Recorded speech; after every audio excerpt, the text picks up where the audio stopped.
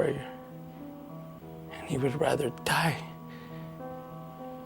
in the ring before letting us fall.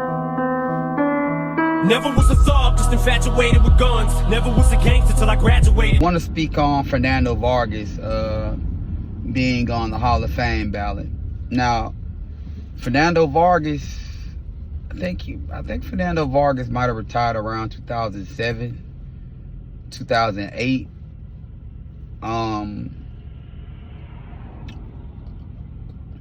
To me personally, I think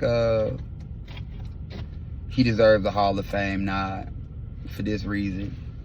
Hall of Fame is based on popularity, of course, generational and social impact, excitement, accolades, who you beat, also who you fought ties into it. Being a Hall of Famer, you got to have the willingness to fight the best. And that's something that he had no problem doing. I believe that 1996 Olympic team, man, Fernando Vargas was a baby, man. I think Mayweather was, 19? He was one of the younger guys on the team. I believe Fernando Vargas was he should have medaled. He got screwed out of a fight. Mayweather got screwed out of a fight. It was every close fight we had in those Olympics, we lost. And that team came out the gate winning world titles. David Reed, Floyd Mayweather, Fernando himself. All these guys won their first world title in less than 20 fights. I think David Reed and Fernando might have won theirs around 15. Fernando Vargas at the time, I believe he won the title. He was the youngest. He was the youngest champion ever at 154. I believe Canelo broke that record. Maybe he was 20. I think Vargas was 21. But anyway, difference is though, I believe Fernando beat Raul Marquez. Raul was a very good fighter, man. Fought Sugar Shane Mosley, Yuri Boy Campos, a lot of other good fighters. He was on that 92 Olympic team with Oscar De La Hoya, and that team that Vernon Forrest and Sugar Shane Mosley didn't make. And man, he got through to the Wolves as a baby, man. Now this is all before the age of 25. He beat Hall of Famer Winky Wright. As he beat the aforementioned Raul Marquez. I believe he beat Yuri Boy Campos as well. Oh, he beat the excellent, underrated. Oh man, I hate what happened with his career. Ike Corte, y'all need to go back and watch his fight with Oscar De La Hoya, man. They fought one of the best title fights you will ever see. And at that time, Corte's only loss was to Oscar De La Hoya in a fight that was decided in the 12th round. And Fernando Vargas was a kid, and he beat Ike Corte more convincingly than anyone may have could beat him in his career. He was a kid.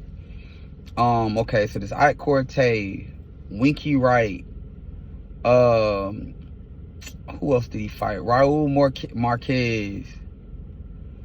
He lost to the guys he lost to. This is the thing about it. Level of opposition matters, and this is why. Every fighter that Fernando Vargas fought was a Hall of Famer, except everyone that beat him was a Hall of Famer except for one.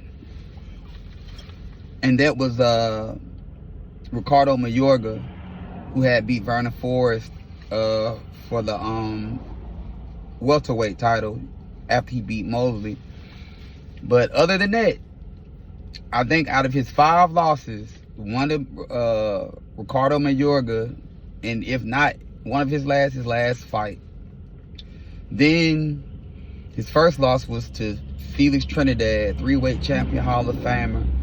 Second loss, that fight was a close fight. You guys gotta watch that fight. He was a kid and was taking a Hall of Famer to the wire. Second loss was Oscar De La Hoya. He lost 2 times to Sugar Shane Mosley in 2 brutal wars. All right, let's get to why, and also why he deserves to get in. He fought the best. He won some and he lost some. No harm in that. Popularity-wise, he was one of those budding upcoming stars of his era. A lot of people compare him to how he was moved fast by his handlers to Davey Moore, who was brutalized and lost his title to Roberto Duran. In Fernando Vargas' defense, he fought tougher opposition overall than him, and also he was also a better fighter than Davey Moore, junior middleweight Davey Moore, not to be confused with the featherweight champion. He deserves it, man. He fought the best. He was a world champion, I believe. Yeah, matter of fact, he won the IBF, and that fight with Oscar De La Hoya was a unification fight. Also, Fernando Vargas, if I'm not mistaken, he may have fought and beat Javier Castillejo, the same guy that Oscar De La Hoya won his WBC title against.